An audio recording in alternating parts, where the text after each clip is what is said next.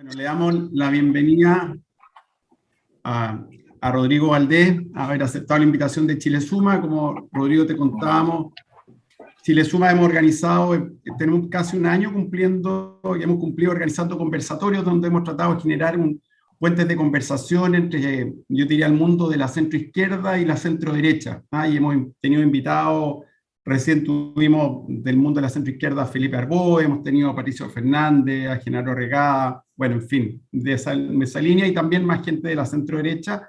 Este es un grupo que nos identificamos con un emprendimiento ciudadano, no estamos adscritos como a un partido político, hay gente de sensibilidad de centro-derecha, yo diría tal vez mayoritariamente, pero también gente de centro-izquierda, y la idea es poder conversar y conocer un poco mejor, digamos, las distintas perspectivas de lo que está pasando en Chile, invitar a gente que como grupo nos parezca interesante y que pueda aportar al debate y tratar de comprender un poco lo que está pasando en Chile y de qué forma podemos ayudar. Así que un honor tenerte, Rodrigo. Rodrigo, bueno, una pequeña introducción, aunque muy conocido, ¿verdad? Pero Rodrigo actualmente es profesor de la Escuela de Gobierno de la Católica, bueno, ex ministro de Hacienda, fue también presidente del Banco del Estado, estuvo subdirector para una región en el FMI, y también trabajó en un banco de inversiones y aparte gerente de estudios, ¿verdad?, del Banco Central. Es doctor en economía del MIT y también ingeniero comercial, bueno, economista de la Universidad de Chile. Aquí hay muchos de la Universidad de Chile, así que le tenemos particular cariño a los que son de la Chile. Rodrigo, bueno, ha jugado un rol muy destacado y en particular, recordando un poco la trayectoria de Rodrigo asumió como ministro de Hacienda en un momento que para ese momento para Chile fue un momento complicado, un momento de preocupación, digamos, en el ambiente, y Rodrigo Valdés se integró también con Jorge Burgos como los dos ministros que tal vez le dieron más tranquilidad o le dieron un poquito de estabilidad al país en un momento que estaba bastante, no sé si convulsionado después de lo que ha pasado últimamente, pero sin duda que fue un gran aporte y yo creo que ayudó a estabilizar el gobierno en ese entonces, la presidenta Bachelet, en esos últimos años. Y de ahí ha jugado un rol importante, digamos, en el debate nacional. La invitación, Rodrigo, aquí tenemos, de hecho, bueno, después te vamos a pedir la autógrafo. Yo estuve ahí leyendo, haciendo un poco la pega de este libro que editó junto a Rodrigo Vergara, que son aspectos económicos de la Constitución, que es un trabajo que trabajaron, creo, 8 economistas y una filósofa, a la Silvia Izaguirre, de hecho, que también la tuvimos aquí conversando en Chile Suma, sobre distintos aspectos económicos de la Constitución, una propuesta de generar algunas líneas de ideas en torno a algunos temas, y Rodrigo en particular trabajó en 2 ideas en este libro, en el tema del Banco Central y en temas sobre la minería y el agua, que son temas bastante contingentes. Así que bueno, hecha esa introducción, Rodrigo, la idea, como te comentaba, es hacer una pequeña introducción de tu mirada, que no es solo la mirada del tradicional economista, sino que una mirada más de un político, que mira más integralmente la sociedad, de lo que está sucediendo, y después tener un conversatorio muy, muy directo, digamos, que nos permita entender un poco mejor la mirada tuya de lo que está sucediendo en Chile. Así que muchas gracias, Rodrigo, y todo tuyo. Bienvenido. Y gracias a todos los que se están integrando a Chile Suma. Bueno, muchas gracias, Cristian, y buenas tardes a todos los miembros de Chile Suma. Gracias por la invitación. Es siempre bueno tener conversa. Bueno, el tema que levanta Cristian como tema central, el qué nos está pasando, cómo se arregla lo que está pasando, es bien difícil. Pero me gustaría como tratar de ofrecer algunas teorías y descartar algunas teorías, incluso descartar algo que yo llamo una mini teoría. Pero antes de eso, déjeme partir como de los hechos. Yo creo que el hecho principal es que estamos como haciendo agua como país. Esa es la sensación que me da a mí, ¿no? O sea, es como estar en un barco y que está entrando harta agua y las bombas que sacan el agua no alcanzan. Y hay muchos ejemplos de eso. El tema de los retiros de la AFP, que son súper dañinos en un montón de dimensiones. que incluso se agrega la dimensión de equilibrio macroeconómico de corto plazo, pero ¿para qué decir el daño a las mismas pensiones en el mediano plazo? Acaba de anunciar el presidente que va a mejorar las pensiones solidarias. Entonces, como que estamos en un ciclo en que sacamos plata y nos arreglan el problema por el lado del gobierno. Entonces, estamos en una dinámica muy, muy extraña. Hay proyectos de ley como el royalty que está en la Cámara que salió de la Cámara de Diputados, que es completamente descuadrado respecto de lo que es posible hacer en el mundo hoy día. Estamos con un déficit fiscal grandote, en fin. La dinámica de la deuda pública es fregada. Entonces, la sensación mía, por lo menos, es que estamos en una trayectoria muy, muy preocupante. Esto no es nuevo. De hace rato está difícil gobernar Chile. No por nada hubo cambios de signo político cada 4 años, ¿no? Y si uno ve, por ejemplo, qué sé yo, pensiones, se trató de hacer una reforma en el gobierno anterior, en este gobierno, y no se logró nada, no se logró ni medio avance.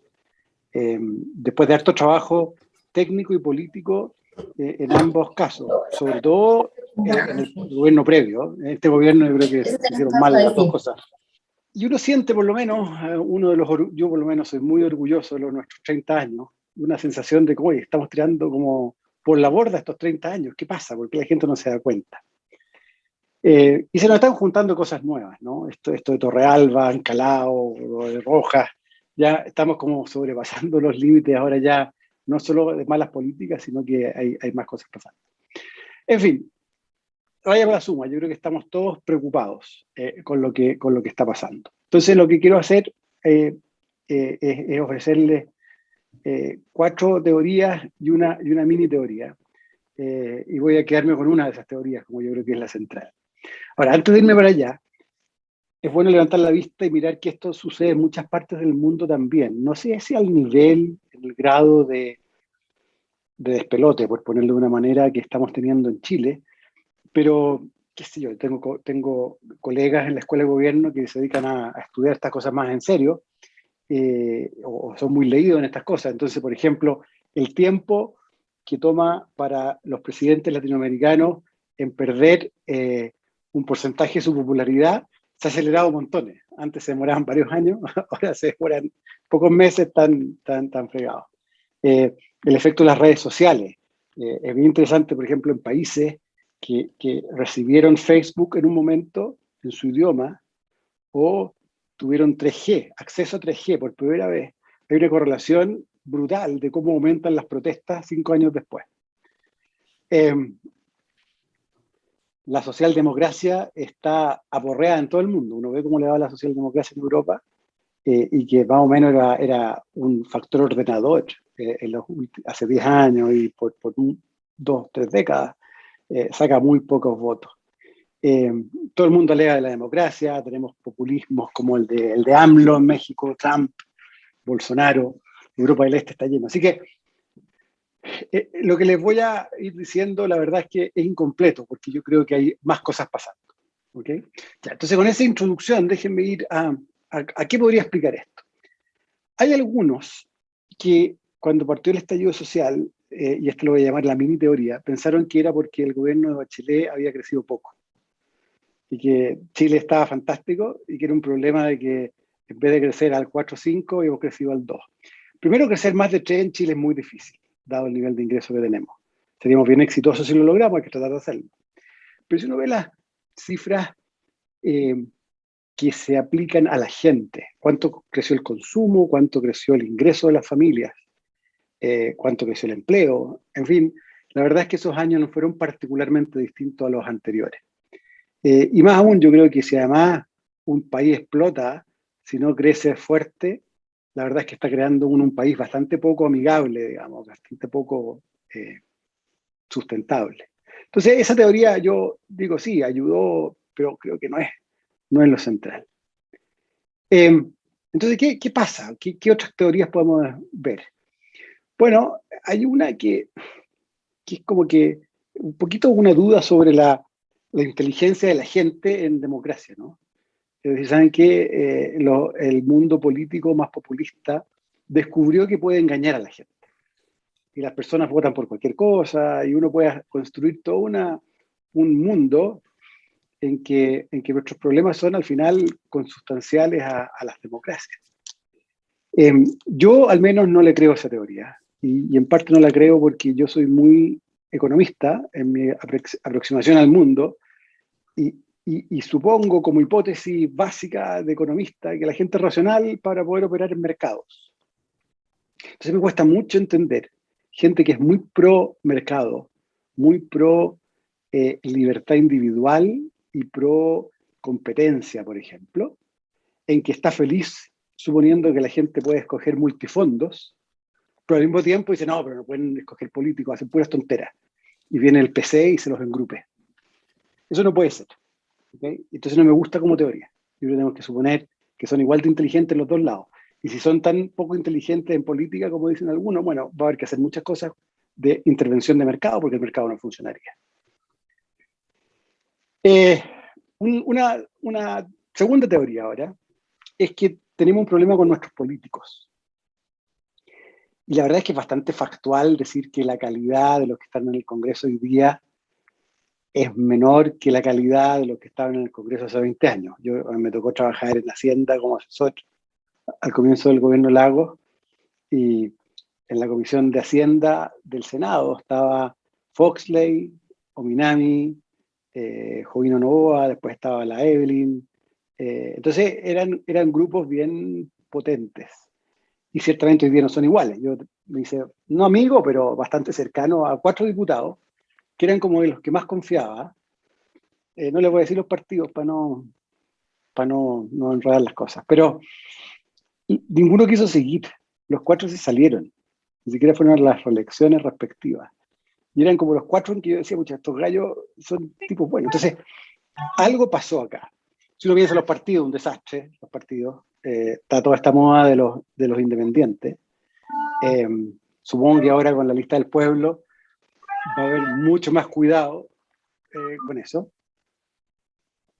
Ahora, yo encuentro que esta teoría es insuficientemente profunda en el sentido siguiente.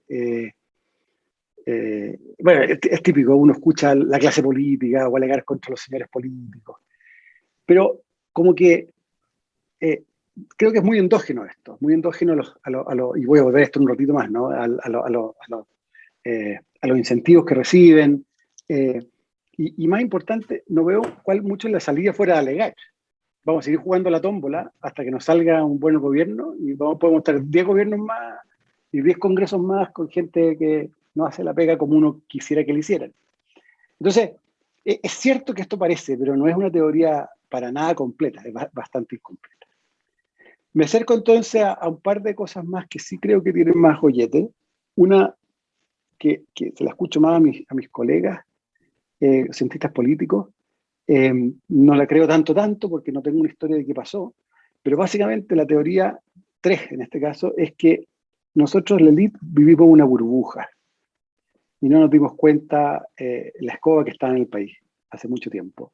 El que usa mucho esto es Juan Pablo Luna, que es profe en mi escuela, en que habla de la coalición del abuso. Dice, el ciudadano promedio en Chile ve a la élite, a los políticos, a los empresarios, todo como un grupo.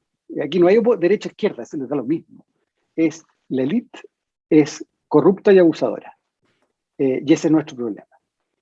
Es una visión bien compleja de lo que nos está pasando. Incluye que el Estado nuestro está lleno de fallas. No nos dimos cuenta. Claro, funcionó el descuido en las vacunas, pero la seguridad para un ciudadano común y corriente es muy, muy mala. El maltrato en el consultorio, en el hospital, bueno, ustedes saben. Entonces, el mundo de la no élite vive en un Chile muy distinto al mundo que nosotros vivimos. Del lado del crecimiento, no nos dimos cuenta que llevamos ya casi 15 años en que Chile básicamente la productividad no crece. Hubo un boom importante por el precio del cobre, básicamente.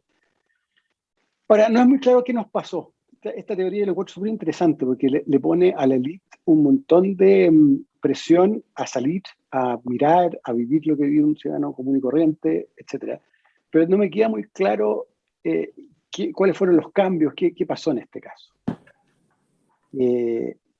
pero sí tiene una vida de salida que tiene que ver con, por supuesto, la Convención Constitucional, por supuesto, con mucha política y, de nuevo, conocer cómo vive cualquier persona. Hablando de política con amigos que corremos, discutíamos que uno sabe muy poco de la gente que lo rodea y que no es de la élite, donde vive la nana que viene a su casa. O sea, no tienes idea al final de cómo es la vida de la gente que no está no pertenece al final del día a un grupo que vivimos en un país que tenemos acceso a bienes públicos completamente distintos al del país promedio. Yo por lo menos tengo, no sé, uno tiene ISAPRE, tiene el colegio de los niños privados, tiene seguridad privada, tiene autopista privada. Es un mundo completamente separado. O sea, yo interactúo con el Estado cuando pago impuestos, un poco con los carabineros quizás, por la aduana en Pudahuel, cuando uno viajaba más, y poco más. Entonces es una interacción muy lejana y muy distinta a lo que pasa en cualquier país. Y esta elite fuera del mundo del ciudadano común y corriente no cacha qué sucede en Chile. O sea, no nos tenemos que atender en el consultorio. Eso da para toda una discusión de que si eso es verdad, ¿qué se hace para salir de ese entrampe? Yo tengo algunas ideas. Creo que si esa teoría es verdad, estamos bien complicados, porque no hay muchos países que hayan salido de una cosa así. Para ponerlo en simple, Estados Unidos es ese modelo. Ni siquiera tan exagerado como nosotros. Pero Europa entero fue distinto desde el comienzo. O Canadá, o Australia. Bueno, déjenme ir entonces a mi última teoría, que sí es la que quiero que nos centremos y discutamos más en serio. Y que básicamente es que el sistema político hoy día es disfuncional por un problema de reglas y de incentivos. Tuvimos reglas distintas y además tuvimos incentivos por un tiempo que ya murieron. Hay una visión de esto que es un poquito simple, pero creo que tiene algo de importancia, que es que todo estaba bien en Chile hasta que se acabó el binominal. Como que el binominal nos aguantaba. Chile, según la gente que piensa esto, necesita presidencialismo y el presidencialismo es bueno para Chile.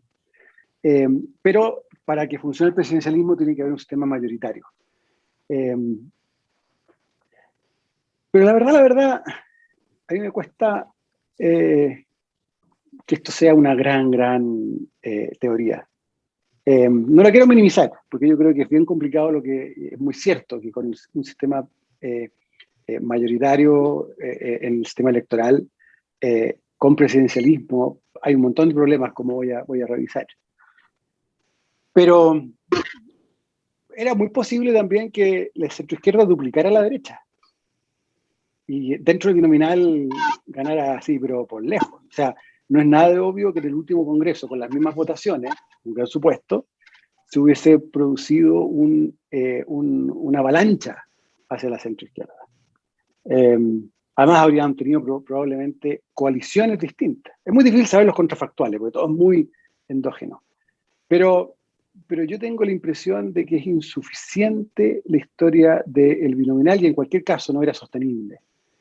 Que aquí me voy a la teoría como un poquito más global y que es bien negativa, ¿eh? No es que yo tenga una salida, pero yo creo que los sistemas presidencialistas son muy malos al final para el desarrollo de los países. Solo Estados Unidos es un país desarrollado con presidencialismo. No conozco yo otros. Bueno, en Asia, no sé, uno puede decir alguno será presidencialista, pero en general no son. Y Estados Unidos es un país federal y con un Senado uninominal. Y tiene sistemas binominales en algunas partes. Pero lo más importante es que es federal. América Latina, que es el gran seguidor del presidencialismo gringo, ha tratado de todo. Una cámara, dos cámaras, harto poder, un poquito menos de poder. Hemos tratado hasta semipresidencialismo en Perú hoy día. Y como que nada parece funcionar. O sea, hay algo en nuestros sistemas en que se produce un equilibrio de que el que gobierna no puede gobernar. El que gobierna está en minoría.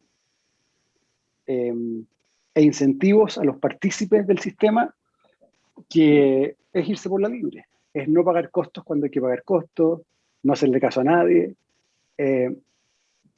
Es bien complicado. ¿Qué me gustaría a mí tratar, y esto es un experimento social, es tener parlamentarismo en serio, como casi todos los países desarrollados del mundo. Por cierto, uno puede decir cómo se transita para allá, es un gran problemón. Mucha gente dice, pero ¿cómo? Con este parlamento de tener, con este congreso de parlamentarismo. Bueno, pero eso es endógeno, ¿no? O sea, yo supongo que mis 4 amigos diputados que nos siguieron habrían seguido si es que a ellos les tocaba formar gobierno desde el Congreso. Pero la pregunta de fondo es, ¿qué hacemos con nuestro sistema político para que haya incentivos a formar mayorías? ¿Cómo se agrega el poder? Y aquí hay un montón de cositas que uno puede hacer. Por ejemplo, el rol de los partidos. ¿Cómo fortalecemos los partidos? O sea, no hay democracia robusta sin partidos fuertes. Cuando a mí me hablaban las primeras veces que supe de las listas de elecciones que se llaman listas cerradas y bloqueadas, como el sistema alemán en la mitad de su congreso o el sistema español, en que el partido escoge una lista y se van llenando los cupos según el presidente del partido dijo cómo era el orden. Por supuesto, uno dice, pucha, qué harto poder le estoy dando al presidente del partido, pero es la manera de que él mande dentro del partido. Esto no funcionaba muy distinto en la UDI con Longueira. El gobierno negociaba con Longueira decía hasta aquí se puede y ponía los votos. Eso se acabó. Yo creo que el PC es el único partido que queda en que, y ni siquiera tanto, en que la directiva manda a los parlamentarios. Es necesario tener partidos que jueguen un juego repetido y tengan una marca que cuidar. Estamos caminando peligrosamente, esto lo inauguró la derecha hace tiempo en Chile, pero por último uno sabía que era la derecha, pero con cambios de nombre y cambios de coaliciones en presidencialismo en cada vuelta. Esto es muy típico de algunos países latinoamericanos, en que todo el incentivo que es cuidar la marca, no hacer tonteras, cumplir lo que se promete, tiene continuidad en el tiempo y tiene los incentivos a que funcione, porque van a la elección los mismos, el mismo nombre, la misma cosa. Nosotros estamos cada vez más lejos de eso. Y ya todos se esconden de qué partidos son. Pero para la suma, yo creo que tenemos que pensar mucho cómo cambiar reglas de manera que los incentivos al sistema político cambien. La Convención Constitucional es una oportunidad de oro para hacer esto, porque el Congreso nunca lo iba a hacer. Los que son insiders de esto están felices con su pyme. Y ahora se puede. Lamentablemente creo que yo soy, pesimista porque no se habla, no se discute. Veo bien difícil que haya un cambio bien importante. Yo creo que vamos a ir más o menos igual. Quizás seremos unicamerales, seremos un poquito más como Perú en algunas cosas, pero no vamos a hacer cambios fundamentales y sobre todo coherentes en todo para mejorar la política. Eso, Cristian, es lo que te puedo decir de cuál es mi percepción de lo que nos está pasando. No les expliqué mucho por qué llegamos acá, es cierto lo del binominal, pero les dije esto de Latinoamérica, que nada funciona. Sí quiero agregar en nuestro caso específico que nuestro sistema es particularmente complejo en su presidencialismo y lleno de reglas que no existen en otras partes, que hacen incluso más difícil que se materialicen mayorías y que se materialicen cambios que la gente espera. Eso es. Perfecto. Oye, gracias, Rodrigo. Si pudiera como sintetizar, aparte del contexto general que diste, que hay un tema, un fenómeno global, si te entendí bien, me quedaría como con dos cosas. Uno, el tema de una teoría que la dijiste plausible, pero no tan fuerte, pero que tiene una componente que es el tema de la élite, ¿no es cierto? De la desconexión de la élite, por un lado. Entonces, todo lo que huele a élite, y cuando hablamos de élite es la élite, no es izquierda, no es derecha, sino que es la élite. Y lo segundo, ¿no es cierto?, el sistema político disfuncional y el desafío de generar incentivos, como buen economista, ¿no es cierto?, trabajando sobre los incentivos para formar mayoría y partidos fuertes que puedan darle gobernabilidad al país. Yo, en una pregunta antes de darle la palabra a las preguntas que están poniendo en el chat, es desde la mirada de la élite, porque en el fondo eres parte de la élite o incluso somos parte de la élite, la verdad. ¿Cómo ves tú la posibilidad de lograr permear o influir más, suponte el tema técnico que ha sido un poquito despreciado, ¿verdad? Incluso las propias opiniones técnicas valen poco hoy día. ¿Cómo lo ves tú, digamos, de poder influir más siendo que eres parte de la élite, digamos, y la voz tuya es una voz relevante, pero pareciera que es una voz relevante para un grupo muy pequeño y el grupo que no se siente parte de la élite o que no es parte de la élite, al contrario, te ve como que ya eres parte de esta coalición, digamos, que está al margen del pueblo. No sé si, o sea, ¿cómo lo has visto tú? A nosotros nos gustaría que tú pudieras tener, o sea, más influencia que la voz de la gente que tiene más estudios, que tiene más experiencia, ¿no es cierto? Que la experiencia vale, que el conocimiento vale, que la ciencia tiene algo que decir, que esto no es un tema solo de opiniones, que la evidencia sí tiene importancia para la toma de decisiones, pero ¿cómo ves tú el desafío de que esta élite, por así decirlo, ilustrada, pueda recuperar credibilidad y pueda lograr un poco más de influencia en la sociedad? Muy buena pregunta, ¿no? Hay esta depreciación de la élite, que es global, de nuevo. O sea, nosotros estamos sufriendo eso, pero de la élite intelectual, ¿no? O sea, cosa más brutal que Trump y el mundo COVID, digamos, como el ejemplo máximo de decirse que no creer en la ciencia, o el cambio climático y Trump, de nuevo, o Bolsonaro y así. Entonces, de nuevo, es una cosa global, pero que es una depreciación. Yo creo que en nuestro rol, bueno, primero tenemos que educar a la gente, o sea, educar a nuestros líderes futuros. Yo creo que una de las cosas que es muy urgente hacer es juntarse más y conversar más con la nueva generación de líderes. Yo creo que estamos en un cambio generacional bien fuerte. Yo soy muy crítico de mi generación. Nos pasaron por encima los jóvenes y nunca le decimos ni cosquilla a los viejos nosotros. Entonces fuimos como los gomas de una generación, de la transición, eh, y ahora viene otra generación que nos enterró a todos. Pero nunca logramos, mi generación al menos, que varios de ustedes son de la misma, por lo menos Cristian, como que nunca logramos el poder del ser. Yo creo que ya es tarde. Yo creo que nuestra labor más fructífera es tratar de ponerse más al servicio de los que van a venir. Después creo que es muy importante reconocer dos cosas. Primero, que muchos técnicos, sobre todo desde la economía, yo diría que esto es un pecado básicamente de los economistas, tienden a confundir o tendemos a confundir de una manera muy brutal preferencias personales con técnicas. Y disfrazamos de técnica cosas que son preferencias nomás, porque hay trade-offs.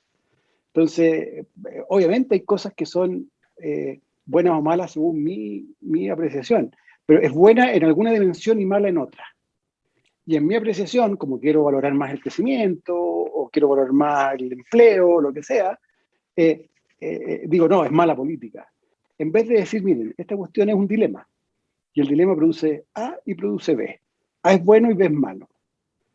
Si tú valoras mucho A, puedes comerte el B, que sea malo.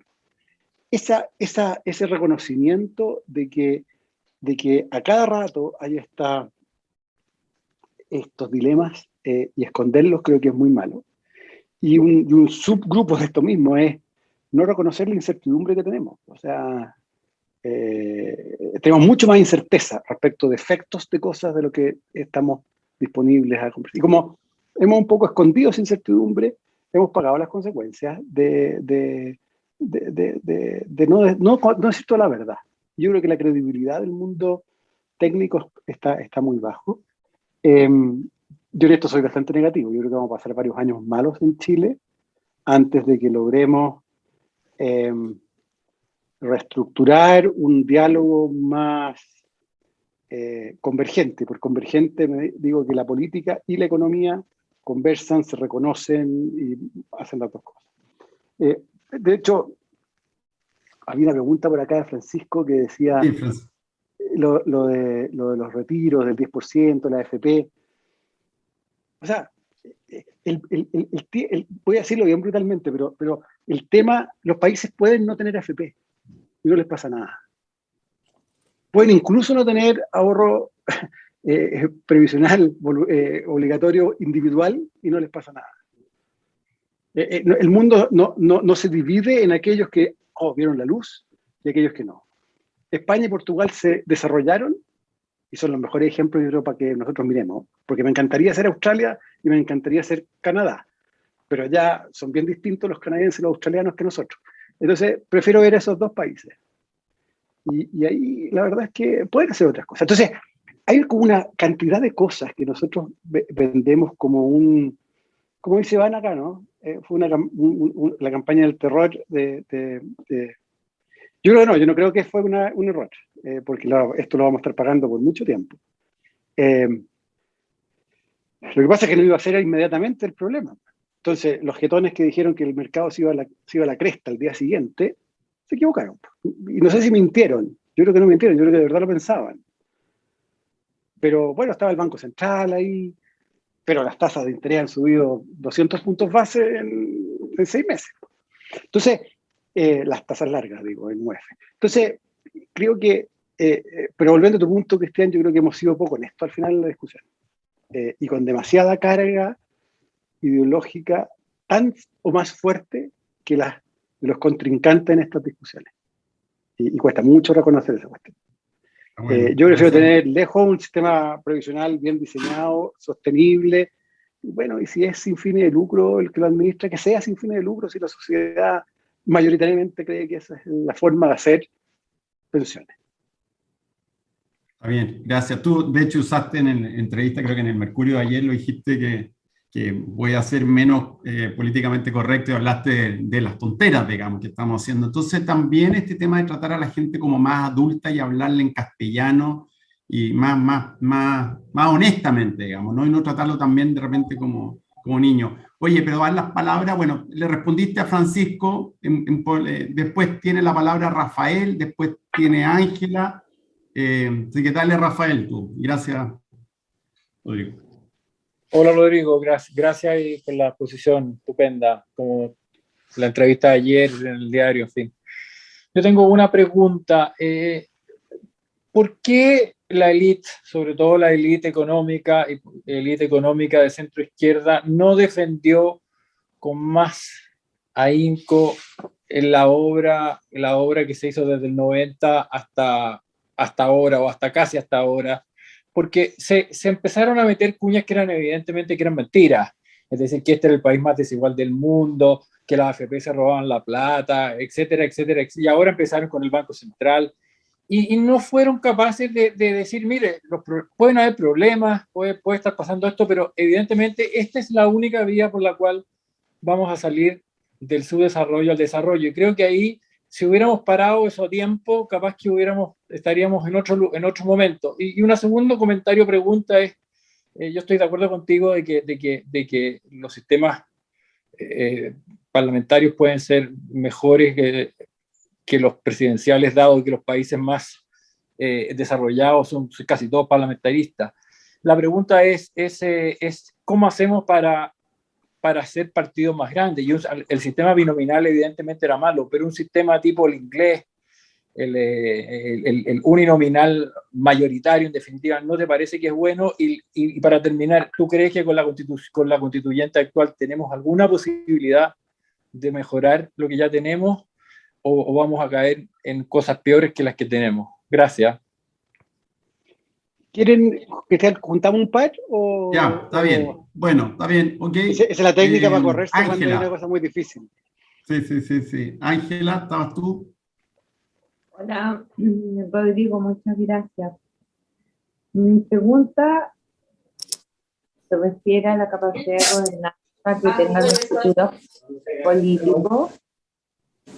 Y mi pregunta se basa en que hoy día yo creo que muchas personas hemos perdido la confianza en nuestros políticos. Me voy a referir, por ejemplo, a un parlamentario que, a propósito del retiro del 10%, decía que los economistas mentían al decir que la inflación se provocaba por el retiro y que la inflación venía del exterior. Algunos sabemos que la inflación viene por los dos factores. Entonces, lo que a mí me llama la atención es cómo nuestros políticos, eh, dudo que no lo sepan, pero sí siento que quieren engañar a la gente y quieren ser populistas. Entonces, en ese contexto, ¿cómo ves la capacidad de diálogo que se tenga para determinar el modelo político que tengamos? Y en ese contexto también, repito la pregunta de mi antecesor, ¿qué confiabilidad tenemos en nuestros convencionales? ¿Cómo lo ves tú? Déjeme tomar parte de las dos preguntas, porque hicieron varias preguntas y muy difíciles, entonces no tengo tantas respuestas, pero déjenme tratar algunas cosas. Yo no tengo mucha claridad por qué la socialdemocracia chilena se equivocó, abandonó los 30 años. Yo creo que la escuché a la Carolina Toá una vez en un curso que la convidé explicar que fueron muy malos para los matices siempre, la coalición.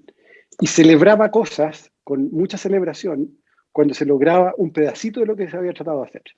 Ejemplo, reformas de educación, quizás la más grande es el auge de Lagos, que avanzó mucho menos del proyecto de ley, porque la correlación de fuerza y sobre todo la correlación de votos en el Congreso era tal que no se podía hacer más. La UDI decía hasta acá y hasta ahí. Entonces, pero la visión fue siempre como muy victoriosa, sin matices. Yo creo que eso fue cobrando y fue empezando a generar un malestar en la ciudadanía y que se fue en contra, porque yo creo que de verdad no es solo que los líderes no sean capaces de defenderlo, yo creo que el votante promedio estaba enojado. Esta cuestión de los autoflagelantes viene del año 97, o sea, muy, muy vieja. Entonces, esa es una teoría, digamos, un error político de ser mucho más exacto en qué uno quería y hasta dónde llegaba. Lo segundo yo creo que pasó es que se nos fueron muriendo o desapareciendo o dejaron de mandar generaciones que yo creo que por responsabilidad y especialmente por lo vivido en la Unión Popular, fueron muy cuidadosos. Estoy pensando en el senador Núñez, estoy pensando en un montón de socialistas que eran al final socialdemócratas muy cuidadosos, que hicieron la transición, Camilo Escalona, no sé, gente que creo que tenían estaban grabados a fuego por lo que vivieron. Un poco lo que se dice siempre los alemanes y la inflación, ¿no? Que la hiperinflación produce el Bundesbank después, la hiperinflación de ellos. Y en la medida que estos fueron desapareciendo este mundo y llegó una gente joven, esa parte desapareció. Yo creo que eso también ayudó a cambiar. Pero estoy de acuerdo, Rafael, que las cosas más raras es por qué pasó esto. Y más raro todavía es que es bien poco táctico, porque ir a competirle a la izquierda, por quien es más de izquierda, no lleva a ningún lado. Y eso es lo que hemos vivido los últimos años. Entonces está una gran pregunta de por qué la elite de centroizquierda perdió completamente el ancla o la quilla, digamos, que debía tener. Yo estoy súper de acuerdo que no vamos a tener parlamentarismo. O sea, lo que digo yo es que para allá estarían las cosas buenas. Yo estoy pensando en que la convención va a cambiar poco el régimen, el sistema político. Creo que estamos muy lejos de que tengamos una constitución chavista. Creo que la discusión que se da en la convención, no sé cuánto ustedes han hablado con convencionales, pero es bastante más sensata de lo que aparenta en el fondo lo que se ve a lo lejos. Pero queda toda la pega, o sea, no han avanzado nada todavía, entonces falta mucho. Pero las cosas se ven menos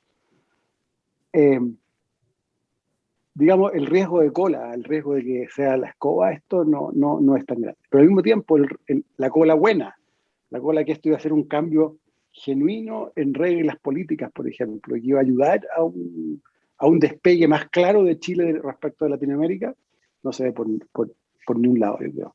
Pero vamos a revertir más a Latinoamérica. Va a servir la Constitución, espero, para pegotearnos de nuevo y ser sociedad un poquito más, no sé, más común. La Ángela decía, mienten, sí, mienten y creo que algunos son ignorantes, pero muchos, sabiendo que son mentiras cosas que dicen, las siguen diciendo porque las cosas no tienen consecuencias. Y eso es parte de las reglas de la política. Y es muy difícil de cambiar, pero es un problema. Ahora, quizás lo único bueno que estamos descubriendo es que los independientes pueden ser incluso más mentirosos. Entonces vamos a poder decir, ¿sabes qué? Partidos, háganse cargo de los mentirosos.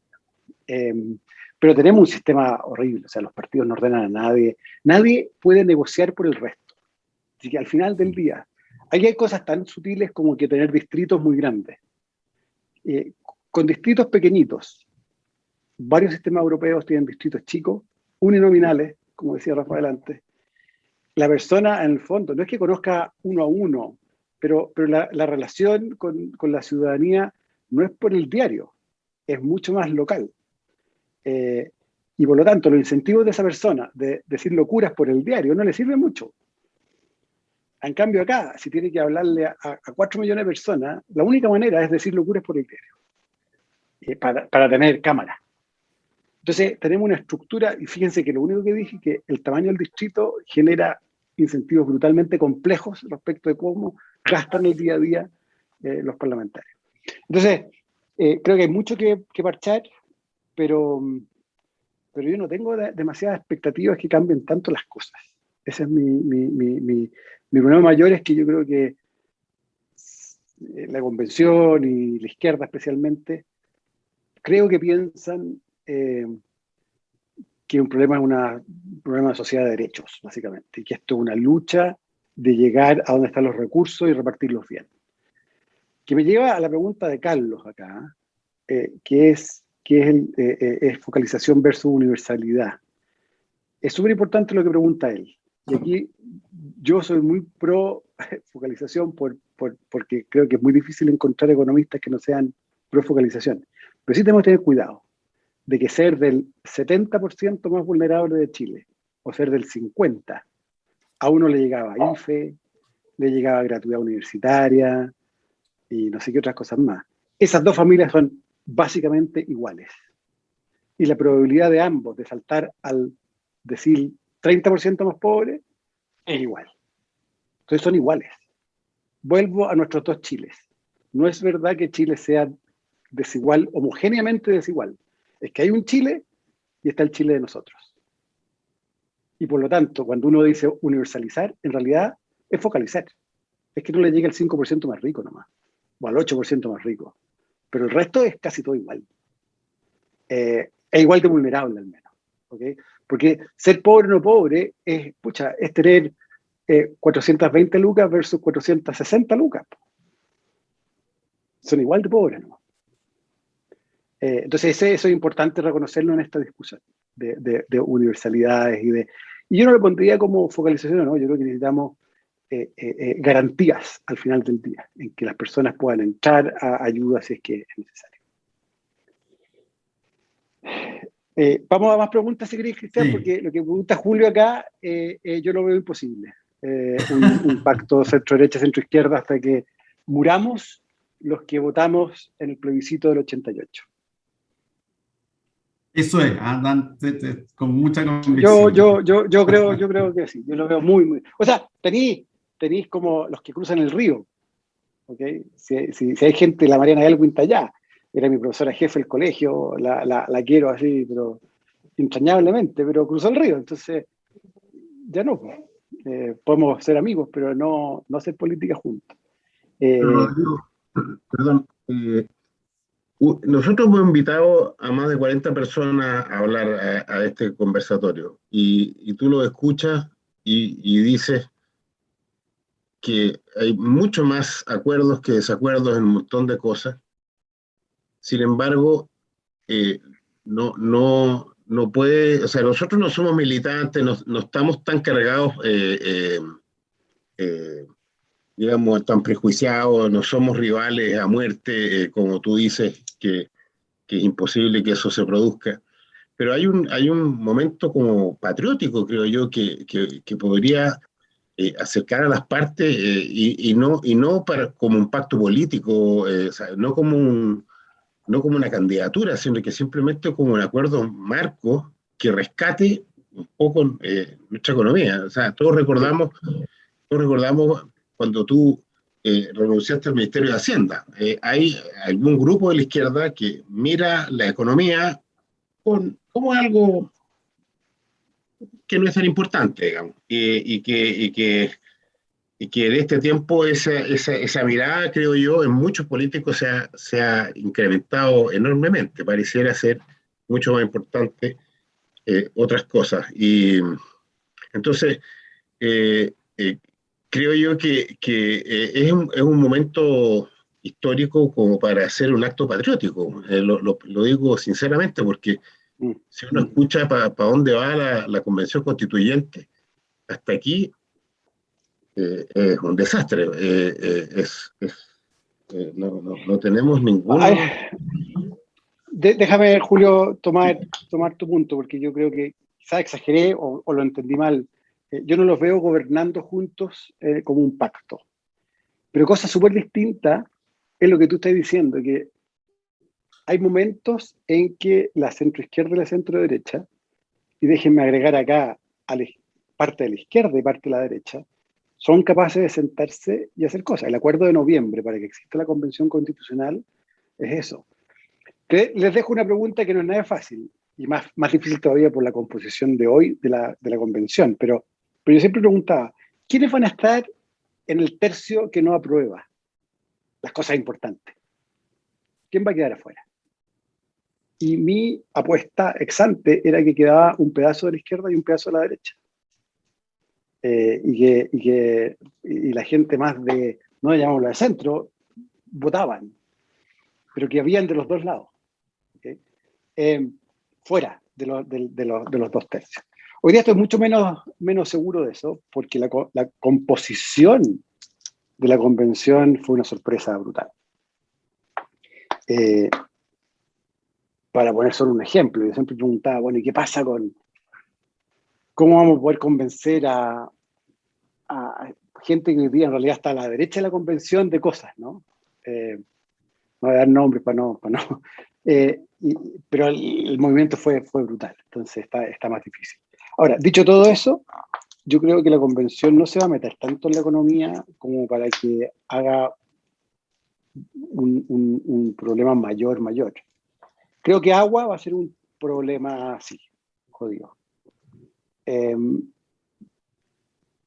Puede que deje una tensión fiscal más complicado por los derechos, pero no veo que vaya a arrasar. ¿Okay? De hecho, hoy día yo confío mucho más en la convención que en la Cámara de Diputados, por ponerlo súper en simple. O sea, si tuviera que apostar a decir quién tiene más poder de hacer tonteras, como decía Cristian, yo lo veo más en la Cámara por la dinámica política de corto plazo. Los otros que están mirando más mediano plazo.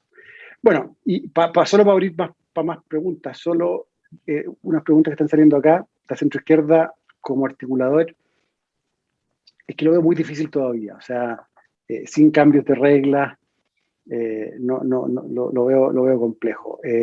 Pero puede suceder que se rearme un grupo de centroizquierda que sea capaz de separarse más de la izquierda, pero todo esto están pegoteados uno al lado del otro. Aquí el valiente es el que cierra la puerta, el último en entrar. Y eso habla bien de Boric, ¿no? Que fue el último en entró en noviembre. Pero es difícil que suceda. Y Rodrigo pregunta, el problema son las élites o los abusos. Lo que pasa es que están súper juntos, ¿no?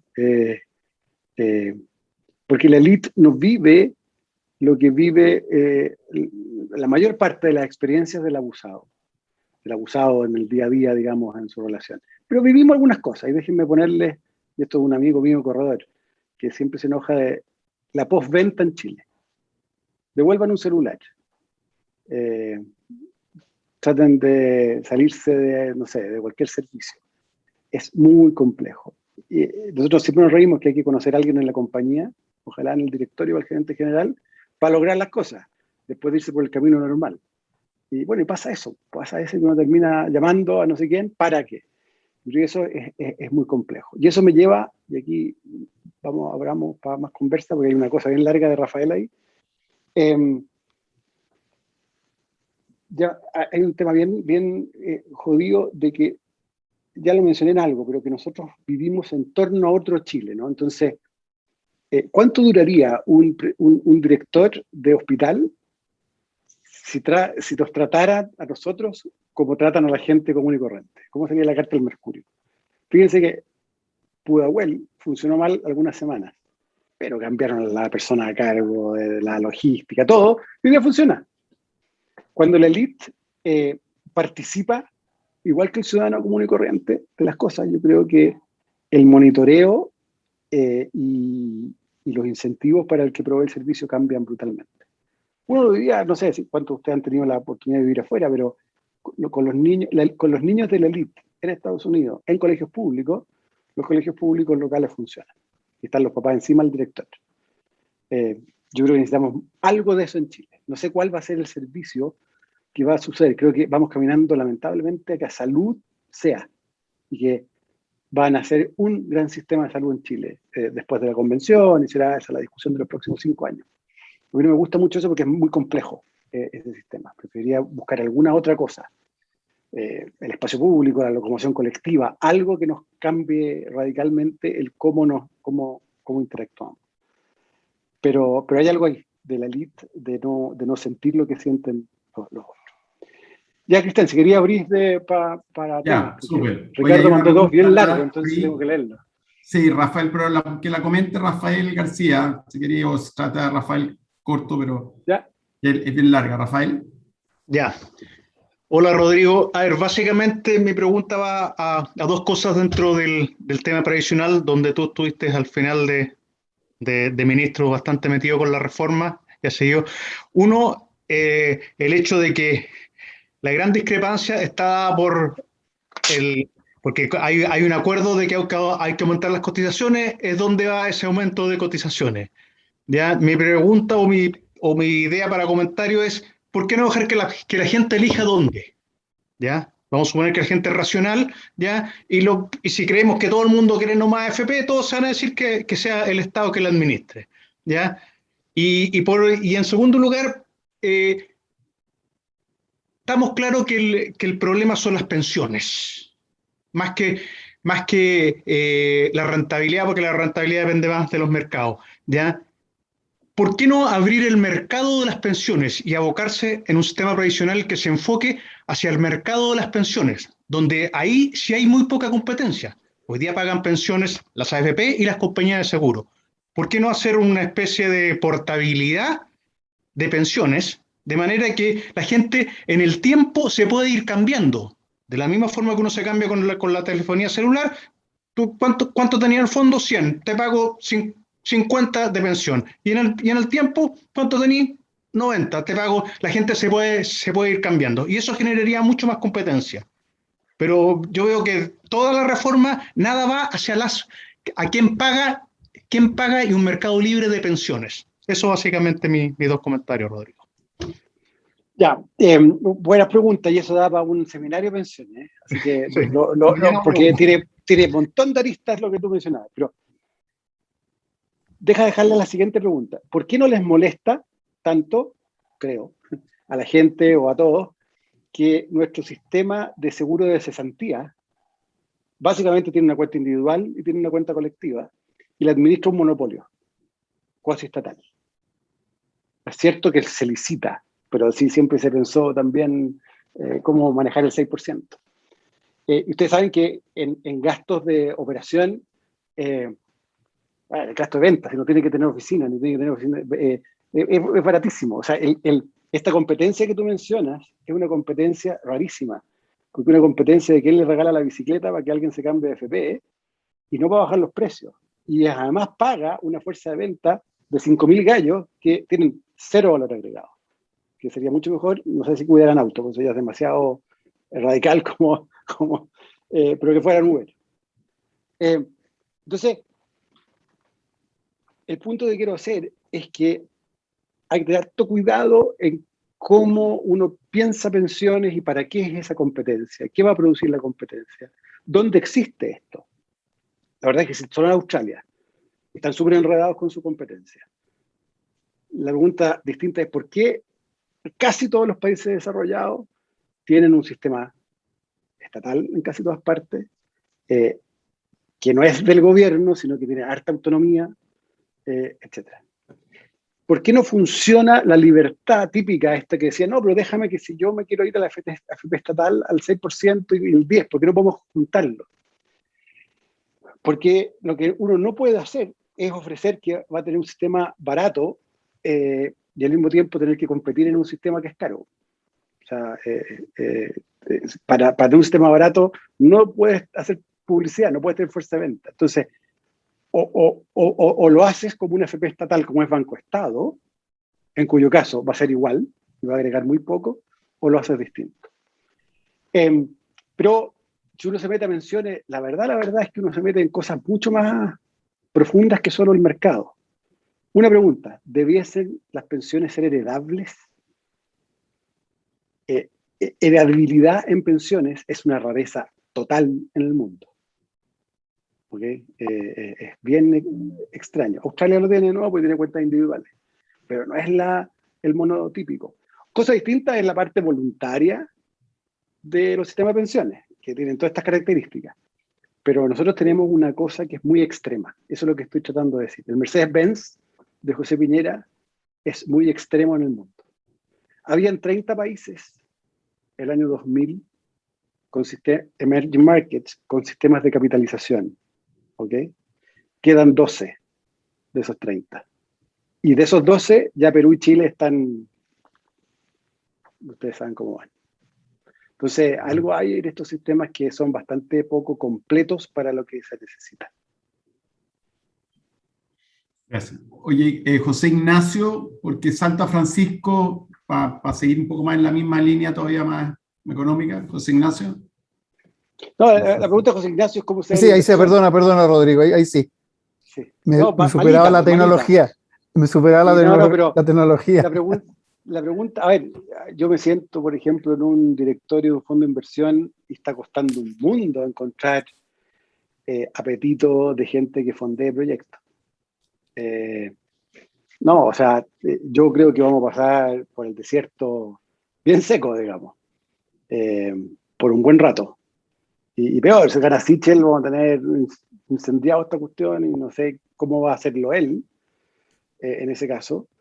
Y si gana Boric, no sé, pues yo creo que va a pasar un buen rato. Entonces, yo veo bien difícil, no veo una crisis, ¿okay? Pero veo bien difícil que tengamos digamos, unos 5 años o una década buena, la que viene. Va a ser, creo que más bien peor que las anteriores. Y lamentablemente con harta experimentación y harta despelote macro. Eso se ve ya. Rodrigo, oye, en una entrevista, no sé, la viste ayer de Nicolás Grau, que yo lo he estado siguiendo harto, he estado debatiendo harto con José con René Cortázar, a través de los diarios, y me parece que Artino ha articulado un argumento, tratando con fundamento.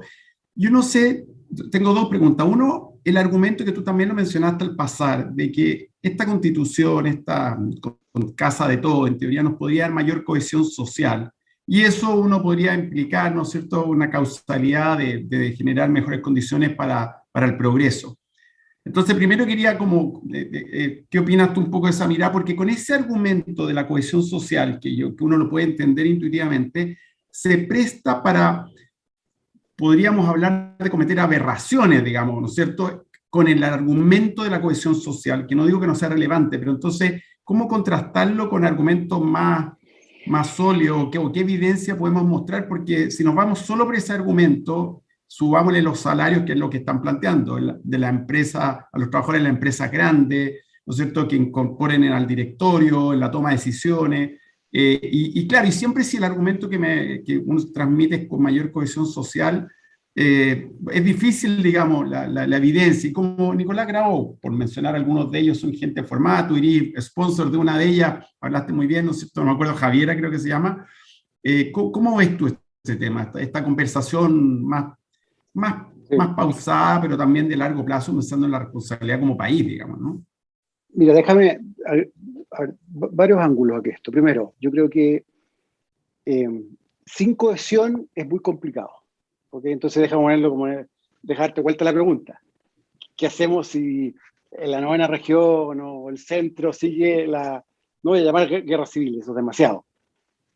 Porque, claro, uno ve la experiencia colombiana con su violencia previo a su constitución y otro nivel, mataban candidatos. Pero sí tenemos un problema. Entonces, el contrafactual es bien complicado de armar. No es que volvemos, de aquí donde yo creo que René como que se equivoca un poco, como que volvemos a la mitad de los 90. No, ese no es el Chile que va a volver, vamos a volver a otras cosas. Pero, y aquí viene mi segundo punto, esta cuestión no puede ser para cualquier cosa. O sea, la racionalidad de las políticas, la calidad de la política pública, la gradualidad con que hay que hacer esto, tiene que ser bien medido. Con el apoyo que tiene que tener esta cuestión. O sea, los países que lograron cargas tributarias mayores, lo hacen súper gradual, lo hacen con cambios de gobierno, es otra no es revolución.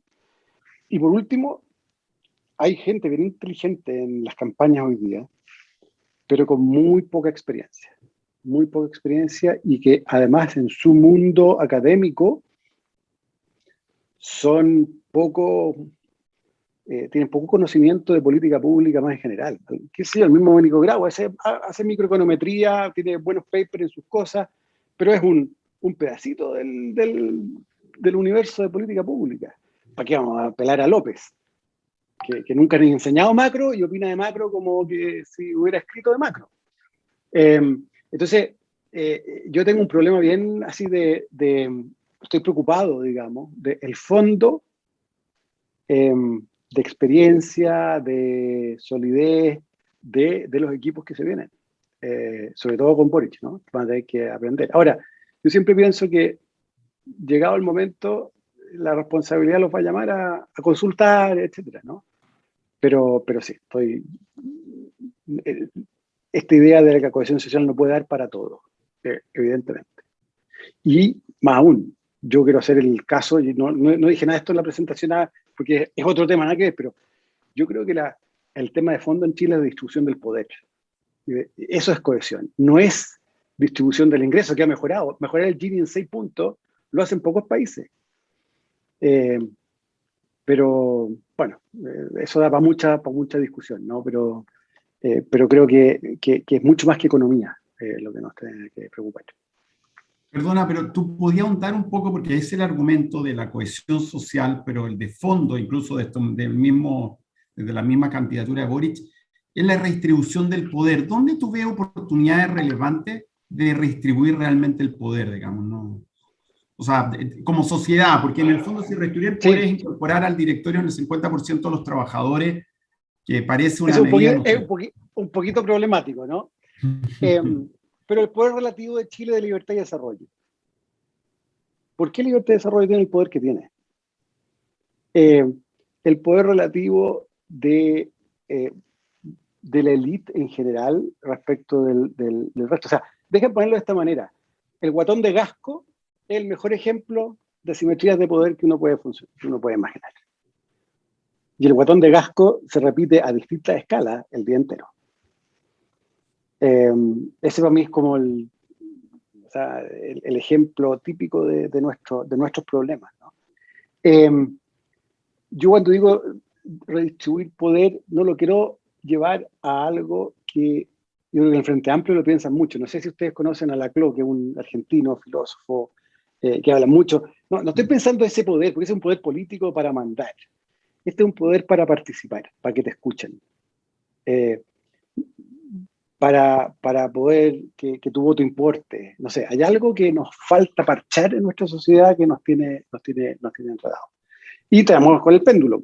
El péndulo pasa se empieza a arrasar cosas, ¿no? Pero, en fin, Mi percepción es que la convención está permitiendo una sensación de pertenencia que no teníamos. Y si queréis ponerlo, en vez de cohesión, sentido de pertenencia, yo creo que eso me deja muy tranquilo. Bueno. Oye, Eduardo Rodríguez tiene una pregunta. Eduardo. Hola Rodrigo, gracias por estar con nosotros hoy en Chile Suma. Bueno, bien sabido es que la AFP constituyeron una fuente de financiamiento interno, ¿cierto?, para los proyectos privados, públicos, digamos, distintas áreas que se les permitía invertir, ¿cierto? Y si esto termina por desfondar, digamos, los retiros y, bueno, a otros que lo dicen directamente, ¿cierto?, que esa es la intención. ¿De qué forma crees que Chile podría reestructurar algún otro sistema de ahorro interno o finalmente terminaríamos dependiendo mayoritariamente de fuentes de financiamiento externa? Y cómo ello afectaría en el fondo la tasa de crecimiento futuro del país, digamos que ya es complicada, ¿cierto?, por la situación actual. Bueno, primero yo espero que no lleguemos a eso, ¿no? Yo creo que cuando hablábamos antes de pensiones, el pacto se va moviendo. El pacto político que a mí me tocó como armar era el 10% no se toca y los fondos no se tocan. Pasó el tiempo y el 6% es para una cosa distinta. Piñera no quiso ese acuerdo, quiso que el 6% fuera igual que el 10%, no tuvo los votos, se abrió a que fueran 3 y 3, 4 y 2 y bla, bla, bla, no tuvo los votos. El Partido Comunista intentó irse contra el stock y le fue muy mal. O sea, yo creo que eso ya, el stock está a salvo. Yo creo que la probabilidad de que toquen el stock y lo redistribuyan es muy, muy bajo en Chile. Pero lo que no está obvio son más retiros, como dices tú, Eduardo, y esos son muy graves. Yo espero que el cuarto retiro lo puedan parar. Y el otro tema es que se hace para adelante con el flujo futuro. Y si había un pacto de que el 10 no se tocaba hacia adelante, yo creo que el 10 sí está hoy día bajo discusión. No creo que lleguemos a que sea 16 puntos un sistema nuevo, pero creo más bien que puede ser 8 y 8, por ejemplo. Ahora, con 8 y 8 igual vas a tener en el lado de la AFP plata, y en el lado público, si está bien armado, van a tener que ahorrar mucho, y casi igual que la AFP. O sea, es tanto el envejecimiento que aunque sea un ahorro colectivo, es ahorro igual. Tienes que comprar papeles igual. Ahora, puede que no pase eso. Y como tú dices, puede que esta cuestión sea más chica, puede que sea más compleja, pero igual hay mucha plata todavía. Entonces, aunque haya cuarto retiro, si uno se pone inventivo para la tasa de interés en Chile, en el fondo, la mitad los fondos de pensión están afuera. Y si tú traes toda esa plata, es un camión de plata que te permite financiar déficits fiscales y enchufarle bonos por varios años. Entonces, todavía, digamos, tenemos un país que tiene fortalezas grandes que se pueden utilizar, o mal utilizar en realidad, porque es gastárselas de alguna manera, pero todavía están esas fortalezas. Entonces, estamos muy lejos todavía de que nuestras tasas se vayan así para arriba en serio, como le pasa a un país sobreendeudado en serio, porque tenemos estas herramientas todavía. Pero las tasas van para arriba, van a estar las tentaciones de hacer estas otras tonteras adicionales. Entonces, tenemos todavía, no sé cómo ponerlo, como tenemos todavía carne para echar a la parrilla, lo que no es muy bueno en cierto sentido. Pero eso significa que no vamos a estar sin nada de repente. Entonces, todavía no creo que sea esa, no es mi preocupación principal, el financiamiento, como el cuello botella va a crecer. Yo creo que mucho más importante es toda la agenda de productividad que está completamente botada por el lado, nadie sabe muy bien qué hacer, para ser bien franco, pero a lo que se suma la desconfianza, el choreamiento de los que tienen que estar haciendo negocio, que prefieren no hacer ni una cuestión, si le van a quitar, le van a poner 50% del board de los trabajadores, o hay que dar una gratificación de 30% de las utilidades, dicen, ¿sabes qué? Mejor no. Me quedo tranquilito y me siento en mis manos. Eso me preocupa como la etapa, como el cuello de botella para el crecimiento más importante en los próximos pocos años.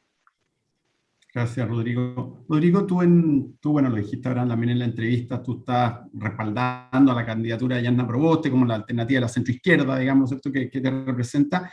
¿Cómo ves la capacidad de articular un discurso diferenciado y, como tú dijiste, que hoy día sale tan fácil parecer complaciente y extremar que las demandas de la población son infinitas y en esa competencia por suplir las demandas, bueno, es imposible ganarle a la izquierda radical? Entonces uno dice, oye, qué difícil es armar un discurso, y eso pasa también para la derecha, para competir en el discurso de la inflación de las demandas infinitas y el discurso de la racionalidad, del sentido común, de la gradualidad, parecieran tan depreciados y pareciera que la población tiene tan incorporado que es factible capturar las demandas infinitas.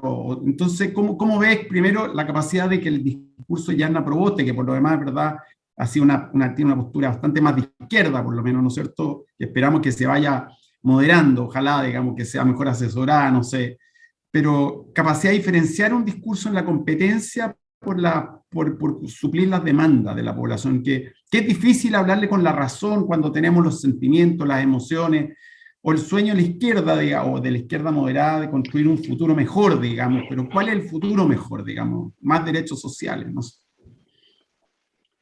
A ver,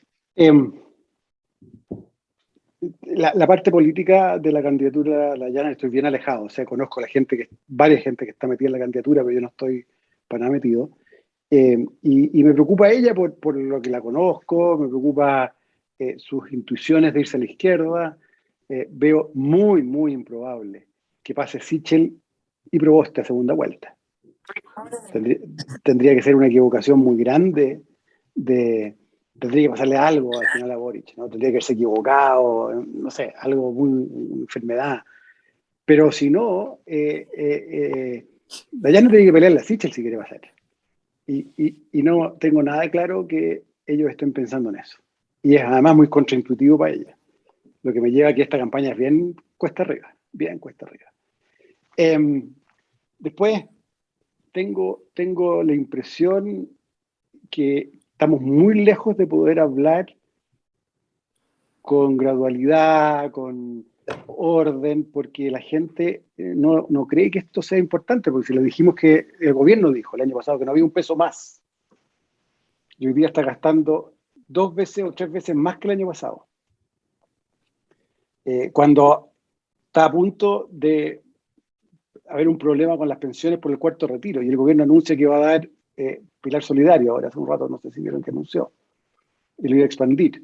Entonces, bueno, siempre podía hacer más, porque siempre va a venir a otro que te va a cautelar. Entonces, estamos en una dinámica en que la escasez no se siente ni se piensa en sentir por harto rato. Y por lo tanto, yo no creo que esto sea posible de contener en un buen tiempo. Tendremos la deuda en 50-60% del PIB, en 4 o 5 años más estaremos a punto de perder el investment grade. La tasa de interés en UF será UF más 4 o 5 en vez de UF más 2.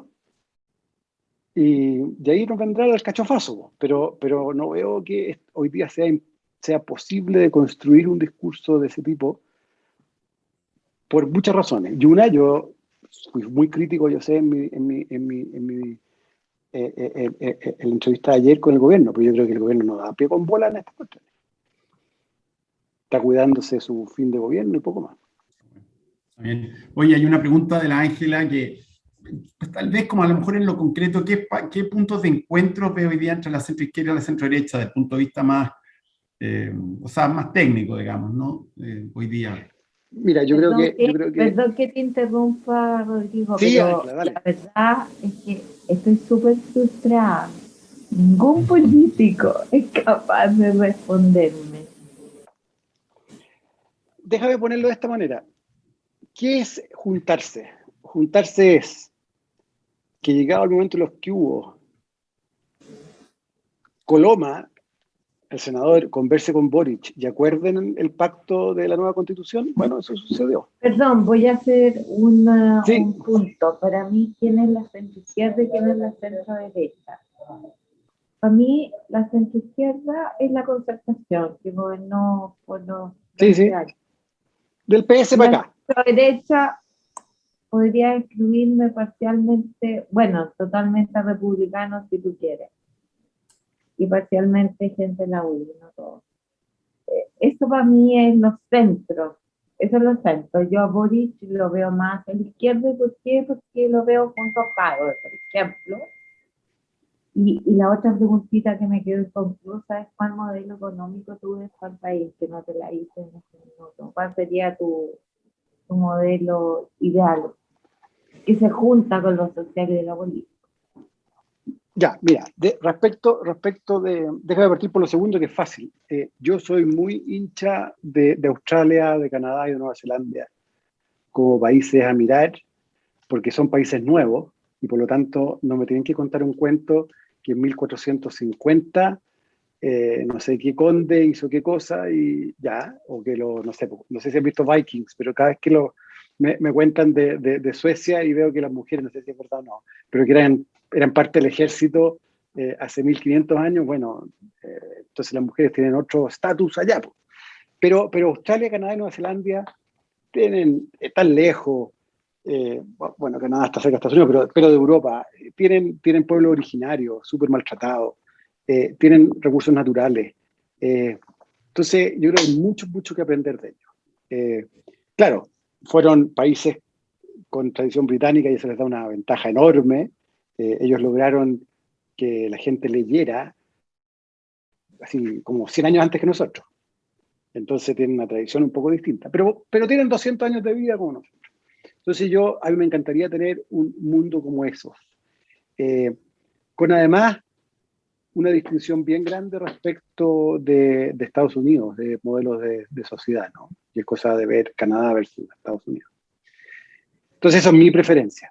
Y de ahí que gobiernen los laboristas o que gobiernen los conservadores, la verdad es que mueve la aguja bien poco. Es como... pero no es llegar y llegar para allá. Respecto de Chile, yo creo que tenemos varios problemas, pero estamos en Latinoamérica, tenemos nuestros propios problemas por eso mismo, y respecto de los partidos, yo creo que es bien difícil, fíjate, formar una coalición amplia que tenga poder en el centro, con gente de centro izquierda, gente de centro derecha. O sea, uno podría pensar en volver a los 3 tercios y que el tercio del medio empiece a armarse. Yo antes mencioné el plebiscito, yo creo que eso nos marcó a una generación entera, o sea, Pinochet al final, demasiado. Y eso es una carga que tenemos se va a demorar mucho tiempo. Y por lo tanto creo que vamos a tener que experimentar y vamos a tener que vivir gobiernos malitos. Y de verdad, antes de que se dé vuelta esto. No veo muy claro cómo uno logra, no sé, hacer más socialdemócrata a la izquierda. Yo no creo que además que revivir la concertación sea viable. Si son puros viejos, y yo soy de los jóvenes en esa cuestión. Hay unos pocos jóvenes todavía valientes que se meten en, qué sé yo, la Lisa Walker, militan en la DC, hay un par de cabros en el PPD que son súper buenos estudiantes de la Universidad Católica, pero no tienen ningún poder. La pregunta es si se va a lograr que el Frente Amplio en particular y RD crezca y se hagan socialdemócratas en serio. Eso yo creo que va a pasar, pero no va a pasar todavía. Y van a experimentar y van a tener que pasarlo más por el lado Podemos un rato. Antes que se genere algo como el PSOE en España, que está de vuelta, etc. Así que lo veo difícil, fíjate, que tengamos... en un gobierno parlamentario, en cambio, se generaría un gobierno de unidad, creo, fácilmente. Porque nadie tendría mucho poder y terminaríamos armando una gran coalición, como hablan los alemanes, ¿no? Cuando gobiernan los democristianos junto con los laboristas al final. Oye, Rodrigo, en esa línea tuvimos de invitado acá a Genaro Arriagada, y Genaro fue como muy franco, muy directo, no nos gustó mucho, y dijo, mira, la verdad que nosotros nos acabronamos con el poder, eso es lo que nos pasó, y no le dimos la opción a la generación que sería la de nosotros, ¿ah? Para hablar. Y nos quedamos en el poder, y no le dimos, y tú mismo lo dijiste cuando partiste, fuimos medio goma, ¿no es cierto?, entre medio, y yo después te leo a ti y veo otro, y como que te jubilaste, digamos, ¿no? Entonces mi pregunta, pensando en Claudio Rego, en Felipe Arbó, en gente que si uno cree que la experiencia sirve de algo, porque al final este tema es, ¿vale la experiencia o es solo conocimiento teórico? ¿Por qué renunciar? Y te lo pregunto así como más en la personal, pero pensando en la generación de nosotros, digamos, de los 50 más o menos, siendo que probablemente, te lo digo yo soy soporte director, soy gerente de una empresa, y probablemente uno tiene esa posición también porque tiene un nivel de experiencia, de conocimiento acumulado y que te permite hacer mucho más cosas, producir más valor, aportar más, digamos, también haberse equivocado y por lo tanto haber aprendido de los errores de uno. Y yo creo que es justamente la etapa más productiva, digamos, de impacto, pienso yo, digamos, tal vez un poco autorreferente a lo que estoy diciendo, pero entonces, ¿por qué renunciar? ¿Por qué jubilarte tan pronto? ¿Por qué tú crees que no? ¿Por qué no ir a dar la pelea para seguir teniendo un liderazgo y no traspasarle la posta acá a gente joven que no tengo duda de las buenas intenciones, no tengo duda que son gallos inteligentes, pero nadie es gerente general de una empresa porque es el mejor alumno y se leyó todos los libros de management. O sea, tú tuviste que vivir, tuviste que trabajar. Entonces, ¿por qué renunciar tan joven, Rodrigo? ¿Por qué jubilarte? Y te lo digo más generacionalmente. Es una gran pregunta. Mira, yo a nivel personal, yo nunca me he dedicado mucho a la política, entonces llegué a esto un poquito como de... Me interesa la política, me gustan las políticas públicas, pero yo milito en el PPD desde que partió, pero nunca había estado en la sede del PPD toda mi vida, hasta que fui ministro y tuve que reficharme. Y nunca he votado tampoco en ninguna elección interna, entonces muestra como la distancia del día a día, ¿no? Entonces, pero hay gente, entonces, qué sé yo, la gente yo converso más, creo que estamos lejos y estamos disponibles para trabajar para alguien. Yo harto rato le ayudo todavía a la Gosbeber, encuentro a la Carolina Toá, una mujer fantástica, feliz, siempre digo, trabajaría en el segundo piso de ellos. Pero creo que no tienen mucha chance, fíjate. O sea, para ser súper franco, yo creo que tenemos una marca que ya no logra aprender quiénes pueden ser, es muy complejo, y por lo tanto se puede, pero no sé si es el camino mejor para Chile, que es como morir con las botas puestas, y sin mover la aguja. Capaz que hayan estrategias mejores, pero nunca se puede perder. O sea, nuestro amigo Rego capaz que pueda despegar en un momento más en serio, pero lo veo difícil, fíjate, lo veo muy difícil. O sea, por lo menos en el corto plazo, el partido se está jugando en otra cancha, digamos, no en una cancha muy cómoda para nosotros. Y como decía antes, yo creo que va a haber que pasar un poquito por el desierto antes que la gente demande que se juegue también en otra cancha, que es más de seriedad, más de pausa, etc. Está bien, está bien. Bueno, oye, queremos agradecerte, Rodrigo, la invitación de Chile Suma. Ha sido un placer conversar contigo, muy franca la conversa, la participación de todos, y desearte que sigas jugando en un rol relevante.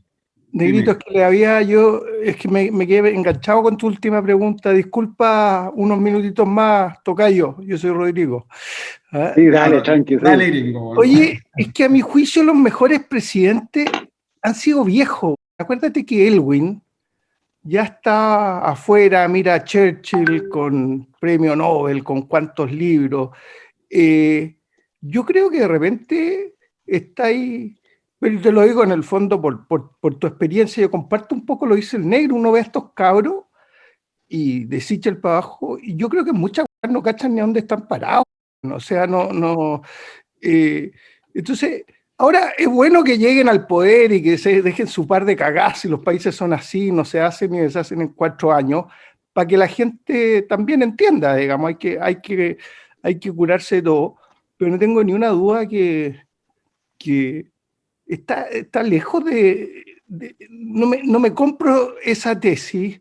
Y cuando te hice la pregunta en antes respecto de si son los abusos o es que tú lo linkeaste o es la elite, en el fondo yo vengo del mundo de los emprendedores y nosotros sí vivimos de los abusos todos los días, de los abusos del Estado, de los abusos de la empresa grande, y yo debo vivir parecido a ti, o sea, uso la carretera, uso...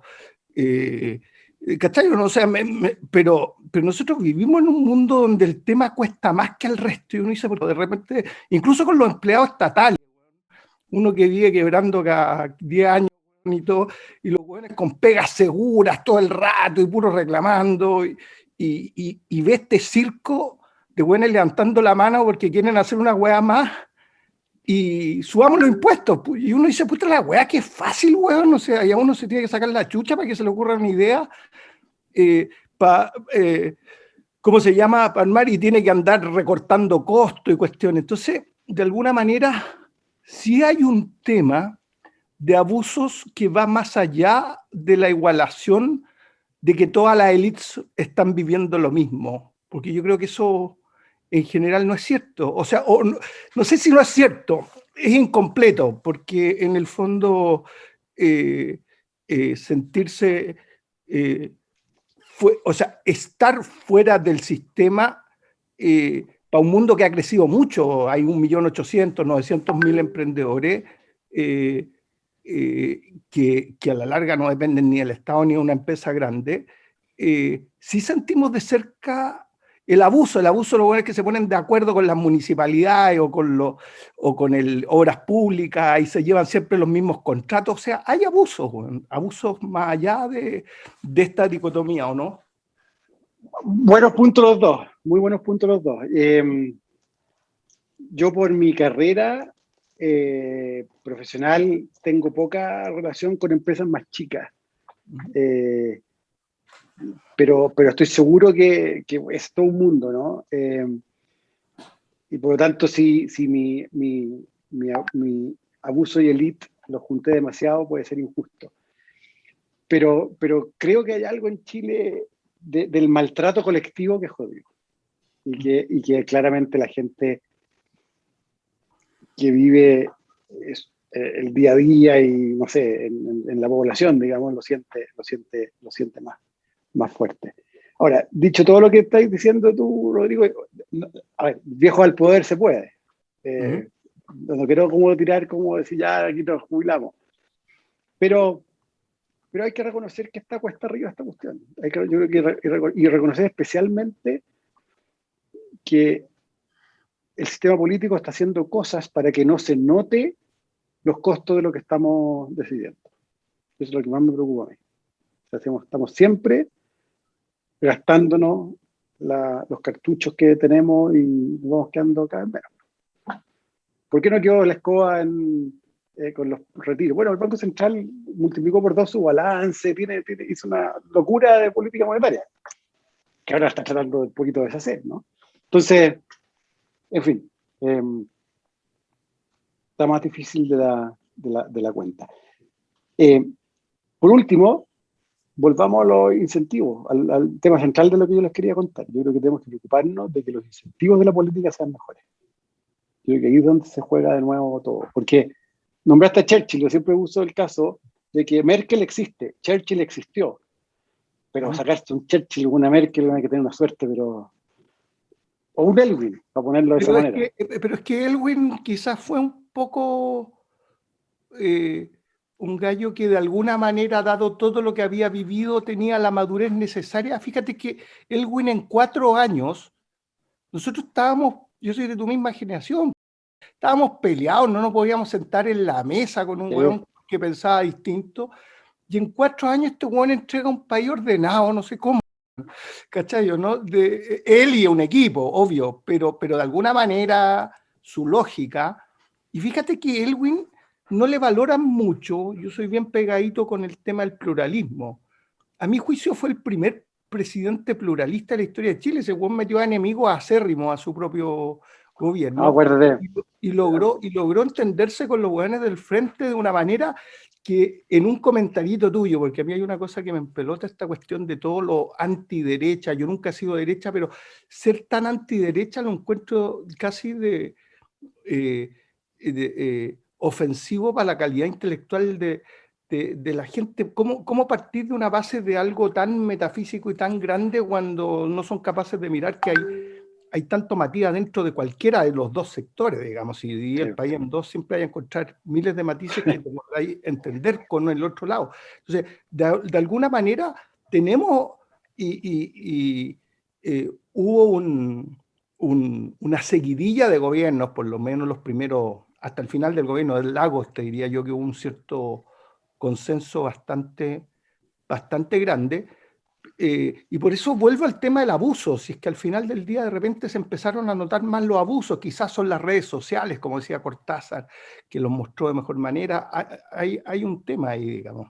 Pero no te jubilistas luego nomás, esa era la cuestión. Oye, solo para terminar, para acordarse de don Patricio Aylwin, que me tocó ver su funeral y cómo tocaban las cornetas así de los militares parados como en las esquinas de la Moneda. Muy, muy bonito. Justo estaba en mi oficina, Sí. yo se veía.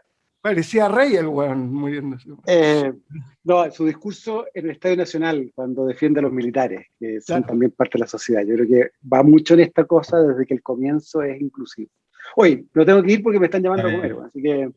Oye, abramos los Gracias. micrófonos y le damos un aplauso a Rodrigo. Rodrigo. A todos les pido. Muchas gracias, Rodrigo. Muchas gracias. Que esté muy bien. Gracias, Rodrigo. Chao, chao. Nos vemos. Chao, chao. Gracias. Gracias. Gracias. Gracias.